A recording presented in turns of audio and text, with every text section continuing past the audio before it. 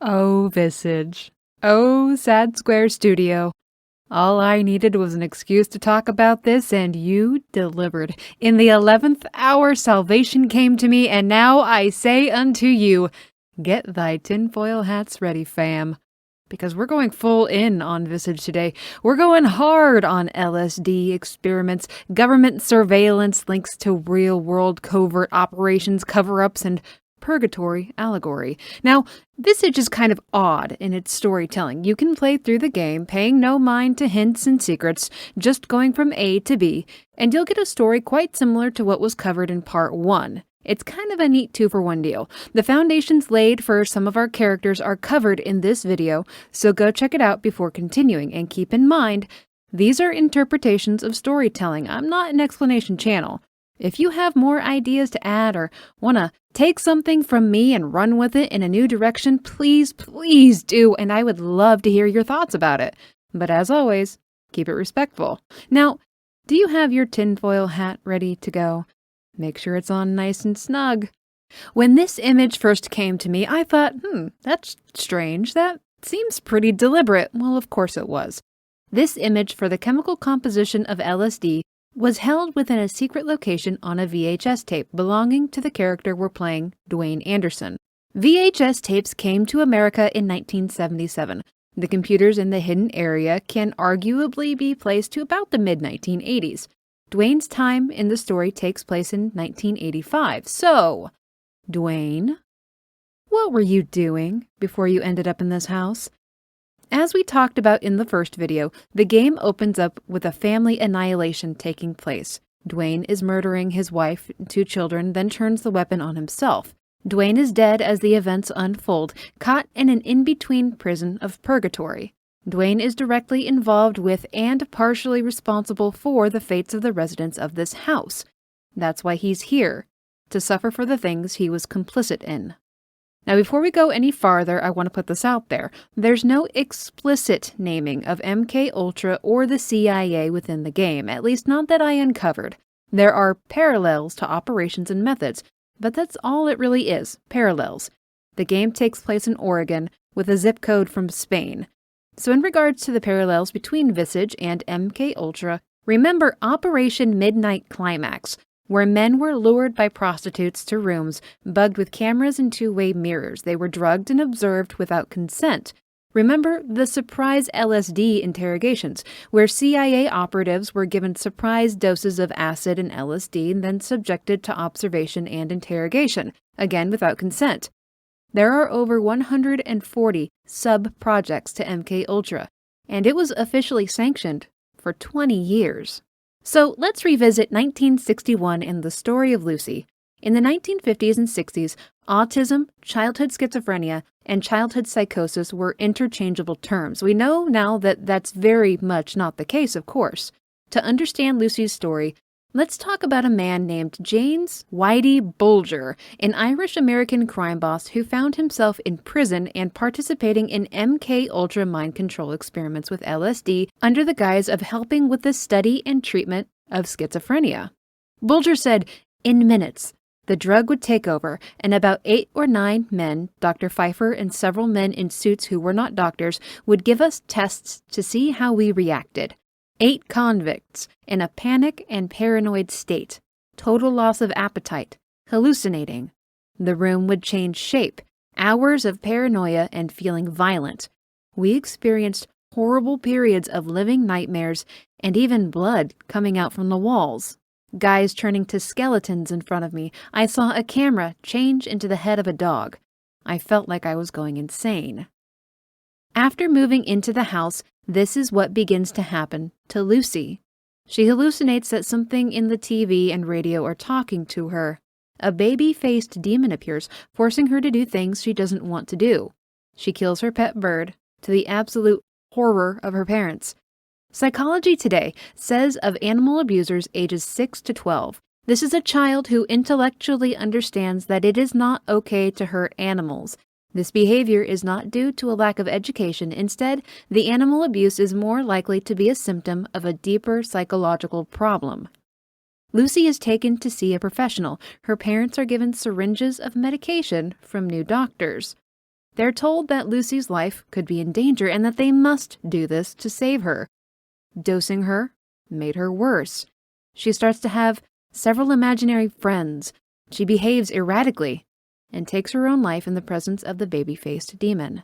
In fact, this is a theme amongst our primary 3 victims. A psychological disturbance pulls them into medical care. Then they worsen with treatment. Lucy and her family are being observed and surveilled as all this happens. The intimate conversations between husband and wife in regards to Lucy's health are known to Dwayne. The mannerisms of Lucy as she falls deeper into treatment are known to Dwayne. The consequences of it all, her horrible death, are known to Dwayne. Now on to Dolores in 1962. This story is much the same, though we get further clarification on her ailments from her husband, George. I fear that Dolores is getting worse by the day. Her temperaments are extremely bipolar. She gets easily upset over small things, almost always immediately followed by self-resentment and the asking for forgiveness. It's getting harder to cope with her outbursts, but my love for her is strong still. And I'll do whatever it takes to help her overcome her condition. Oh, no. I'm gonna be late for tea. Where did I put that damned attic hook? Dolores now has moments of severe psychosis. She loses contact with reality for long periods of time. She hardly remembers me anymore. She's lost her trust in me, and it's becoming harder and harder to administer her treatments.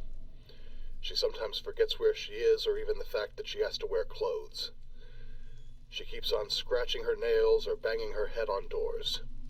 She murmurs gibberish sentences and roams aimlessly around the house. The other day, she even accused me of trying to poison her. I'm on the edge. I don't think I can take much more of this. How am I supposed to work, take care of the baby, and deal with her dementia all at the same time?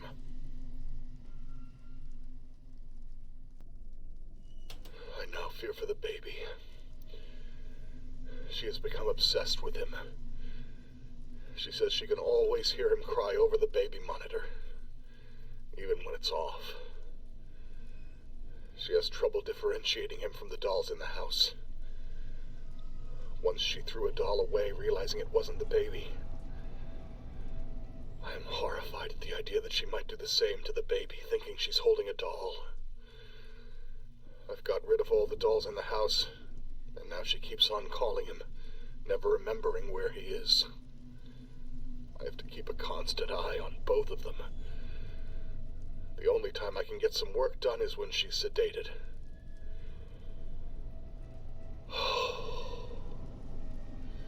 It feels like a nightmare. Dolores' symptoms are aggravating. Doctors tell me it's become very hard to pinpoint the exact disorder.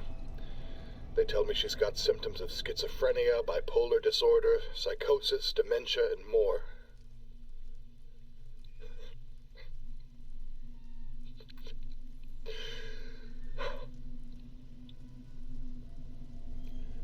I don't know what to do anymore. It feels like the treatments are only making things worse. Today she told me she often hears her own voice whispering a sequence of 5 numbers through the baby monitor. She said it's the key to her inner house. What does that even mean? What am I supposed to do?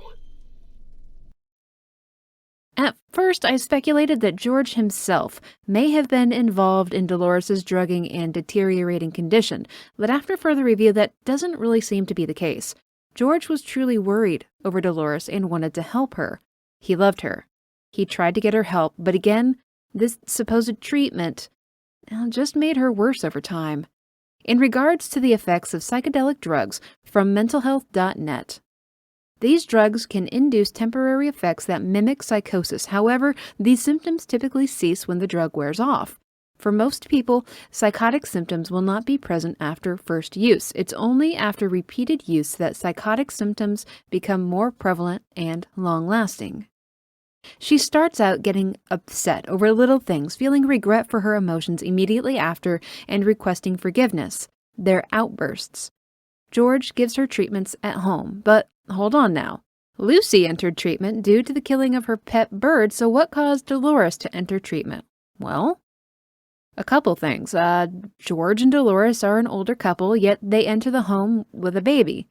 Postpartum depression affects 10 to 20% of new mothers, so this could be the trigger for her initiation into the experiment, though possibly more likely is just that entering the home, being residents under surveillance, revealed Dolores to be a good candidate for LSD dosing. Perhaps a combination of the two. I'd love to hear your thoughts on this. I developed a bit of a love-hate relationship with Dolores during her chapter. Her appearances throughout the house actually gave me a couple shocks, and I don't really feel fear during video games. I came to respect Dolores. Piecing it together as cleanly as possible would be outstanding. Count me in the Dolores fan club. I love you, bitch. Now, Rakan, in 1970. I was a bit baffled by this chapter. It felt disconnected, off pace, and I was a bit taken aback at how Rakan's mental health was approached, but I was wrong. Once approaching it from the LSD government conspiracy idea, it made a great deal more sense. Rakan is very important to the story and to Dwayne. Meeting Rakan in his home, he's going on about being watched. He's dealing with paranoia and scopophobia. He seems to be completely off his rocker, but he's not wrong.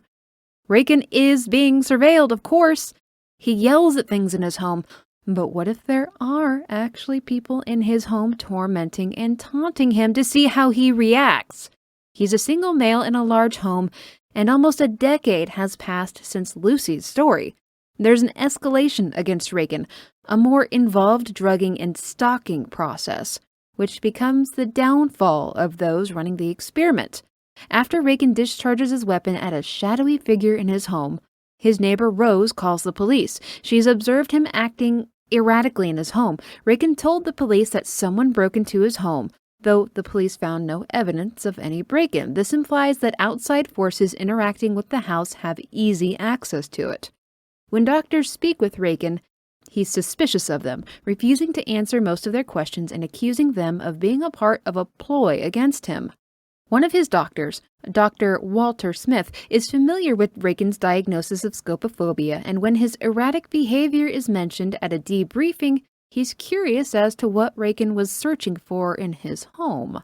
Rakan is put under psychiatric watch, but is released when he is clearly not of sound mind. Now, originally I thought Rakan died in the hospital after he burrowed out of his room, but this is not really the case. Rakan does make it back to the house. Rakan dies in the basement. He's locked in by a shadowy figure in a suit. And when he is locked in, Dwayne watches from the other side of a two-way mirror. Rakan's escapades in the hospital, his insistence of a conspiracy, his interactions with personnel at the hospital, and involvement with the police would be a major concern in the continuation of the LSD experiments. Their cover was almost blown. After Rakan, no other experiments take place in the house. MK-Ultra officially ended in 1973, 3 years after the fictional events of Rakan. Now, Dwayne. Oh, this nut is tough to crack. Speaking with the plague-masked figure inside a television hidden in a secret location of a VHS tape, we learn that Dwayne has spent years self-medicating with alcohol.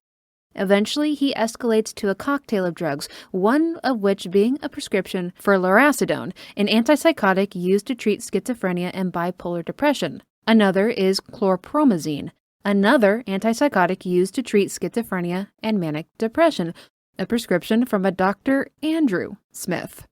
In one of Dwayne's VHS tape secrets, his wife Claire confronts him about this after she finds a prescription bottle. She asks what he's running away from that he feels the need to drink heavily and medicate himself. The plague-masked being from the television, which is anatomically male, confronts Dwayne here with the voice of Claire. She says she only married him because of his money, even though it was probably blood money. She doesn't care. This figure passes around to the visage of his family, taunting him with memories of past victims. Want me to rip your jaw off? Want me to stab you with 7 knives? Want me to get the rope to hang yourself? How about I break your legs and leave you in the cellar? Lucy, George, Dolores, and Rakan. 24 years since Lucy died, 23 years since Dolores and George, and 15 years since Rakan. Dwayne went on to have a family, but he never escaped from what he was a part of. It caught up with him eventually. For 15 years, he built a life, but in 1985, he returned to that house with his family. And from there begins the events of the game. Now, there are two loose ends that we have here, which may be characters expanded on in the future, but I would love to know your thoughts on them. That's the neighbor Rose and this guy, Lewis Taylor. Taylor especially really bothered me as I researched my footage this week. He seems to be an important part of the story around 1965 and at a water treatment plant, but I couldn't quite piece it together. And in regards to the neighbor Rose, besides her obvious absolute shift into an ominous antagonist at the end of the comic book page collection, note that she seems to be holding a glass of water in each era. That also seems intentional. Even in the final year, she's still going in for that sweet hydration. How do you think these two characters link into this tale? Thanks for watching. I hope I gave you a few new ideas for the lore of Visage. And hey, I stream 4 to 5 days a week over on Twitch. Come and see me live sometime. I'd love to chat with you over gaming lore or food. Next week, I will be back to my traditional storytelling format. I'll see you then.